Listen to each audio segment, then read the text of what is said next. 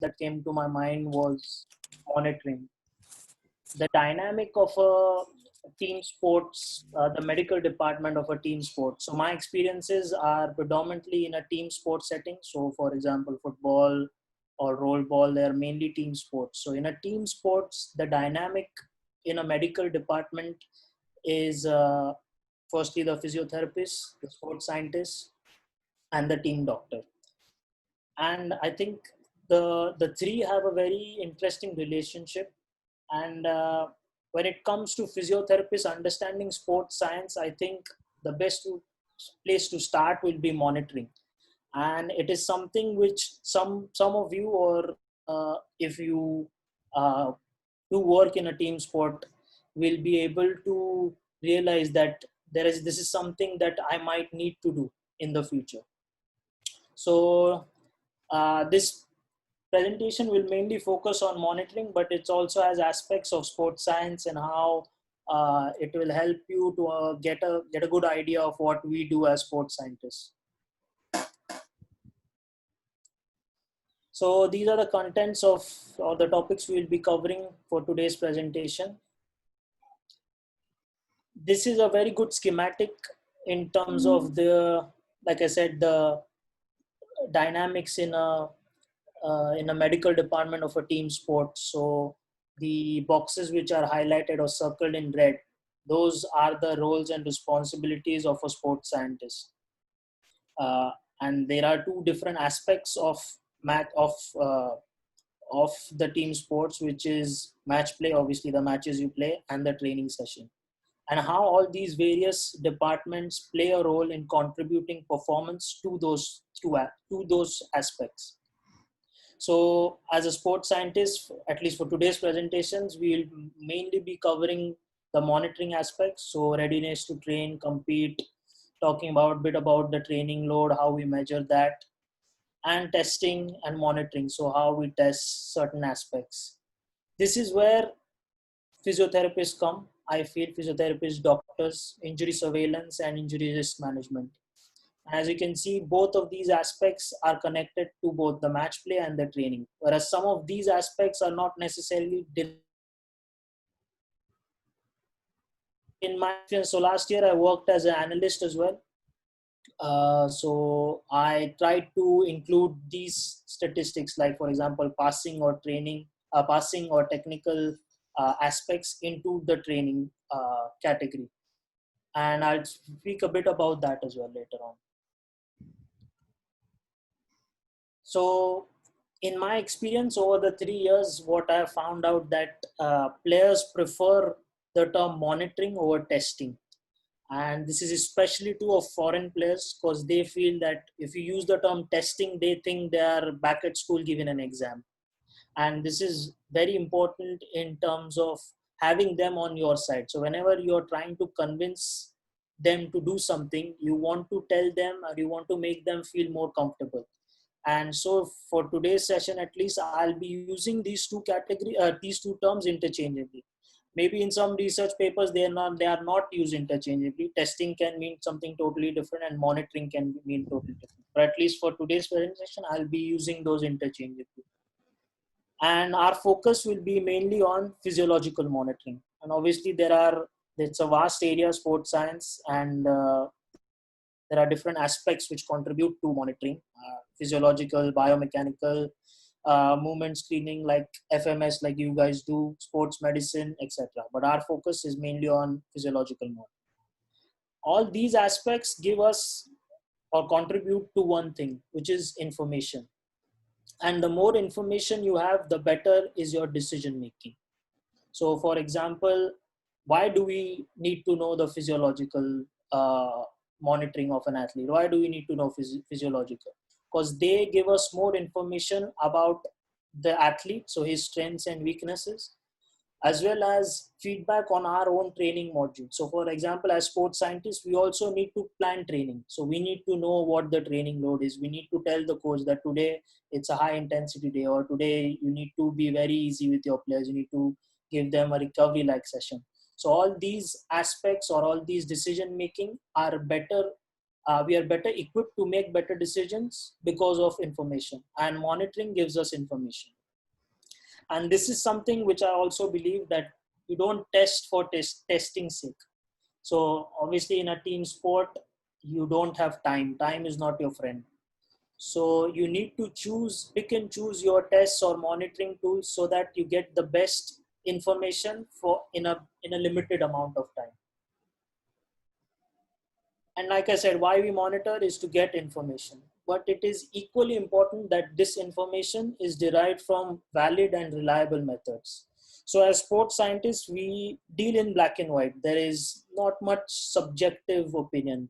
Obviously, there is subjective opinion, but it is based on information which is valid and reliable. So it is evidence based. It's not just an opinion plucked out of thin air. Is based upon facts and evidence. And like I said, information, it's objective information and not subjective information. It gives us an optimal base for training strategies. So to analyze player strengths and weaknesses, to know a starting point, where should we start? And also it gives a feedback on our training intervention. Like I said, training stimulus is something, or training load is something that sports scientists especially are responsible for, because they dictate your performance and your risk of injury. So if your players are training fresh each training session, that means there is a lower chance of injury, and also there is a greater qualitative output of the training session as well. And also predicting. So can monitoring predict few things? So in terms of talent identification, it is something which is used heavily in Europe. In India, it's starting to come now, but especially in football clubs all around Europe, academy level at least, they use a lot of monitoring tools to understand the maturation rates or the growing rates of individuals. So, for example, if you have a 13-year-old who you have a group of 13-year-old players. Some players are maybe physically very equipped and physically developed, whereas others are not, but they are of the same age. The way we control these aspects is through monitoring. So we know that, for example, if a player has been with us from under 10s to under 12s, under 15s, under 16s, we know when roughly he will hit his puberty. And depending on that, obviously there is aspects of contract as well, because some clubs do look at physical data, and if a certain player is not developed by a certain age, maybe he won't get a physical data, maybe he won't get a contract. So it is gives us more objective information. Like I said, again, it should be used with a grain of salt, because in team sports, especially football, it's not all about physical abilities. You need to play football, because if a player who is physically well developed but can't perform technically, versus a player who is still yet to hit puberty but is wonderful with the ball. So there is also an aspects of that which you need to take into consideration. And illnesses, this is something I'll talk later on. It's regarding monitoring, so it will come under monitoring. These are the different areas of physical fitness which we as sports scientists usually test and monitor. And there are many tests out there, but not all of them are valid and reliable. So I would just like to spend 2 minutes on going through. Most of you may know these terms and regarding validity and reliability, but you may come across these terms if you read a lot of sports science articles or journals. So just so that you are comfortable with these terms, I'll just quickly go through them. Validity is something which is the accuracy of how a test measures what is intended to measure. And under validity, there are 4 different aspects. Ecological validity is something, is the ability to generalize the findings to the real world. So for example, if a test for like a incremental treadmill test, does that replicate the same movements you get on the field? Maybe no. So that that has a lower ecological validity, but in the same aspects, it has a very high criteria on validity, which is how well a measure predicts performance. So we know that aerobic fitness is highly correlated to the distance covered in games. So, for example, a treadmill test gives you the gold standard measurement of VO2 max, which is your aerobic fitness. So, there is again a case of the two, it's a case of having to choose which test is more valid and more suitable for your players. There's something called as logical validity or face validity is if the test measures what it sets out to measure but only on the face value. So for example, like something like an RPE scale gives you a measurement or a rough estimation of the training load. So RPE is basically you rate yourself from 0 to 10 on how hard the session was. It may not give you the exact aspects of why the session was hard or what were the values of each drill or anything, but it gives you an overall guide of what the training load was. Construct validity is something which relates to how well a test or a tool measures the construct it was designed to measure. Construct is just what your hypothesis was, what your theory is. And it is good, especially when you differentiate between groups. So if you have a group of professional players and non-professional players, and you want to know what differentiates between them, or what makes professional players better than non-professional players, a test with high construct validity you'll be able to achieve that. And reliability is just if a method consistently gives you the same results, if you measure in the same environments using the same tools under the same conditions, it gives you the same results, then a test has a high reliability. And I've previously touched upon talent identification and how youth players are, you need to monitor youth players. And this is a very good graph which shows you the different aspects of fitness and how they develop in a particular individual. So you, on the y-axis, you have height velocity, on the x-axis, you have the different age groups. So like you can see between the ages of 5 and 10, you can monitor or train aspects which are related to speed, flexibility, and skill. And as the individual gets older and hits puberty, all these aspects of speed, strength, stride length, aerobic endurance, anaerobic endurance come into play.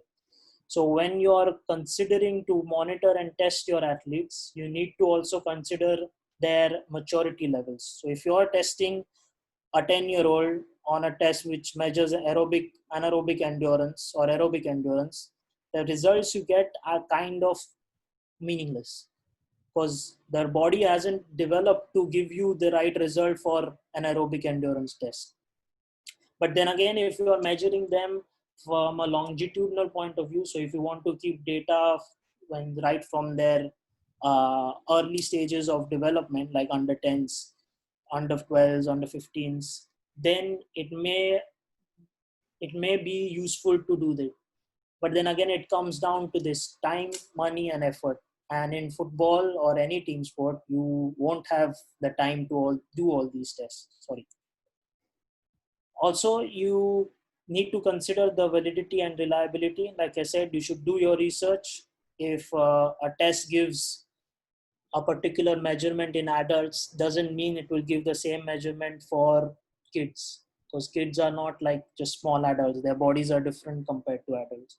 So you need to be wary of that, all those aspects, and choose your test or monitoring tool accordingly. Submaximal testing is again, when you're testing elite players, you also need to control the training load.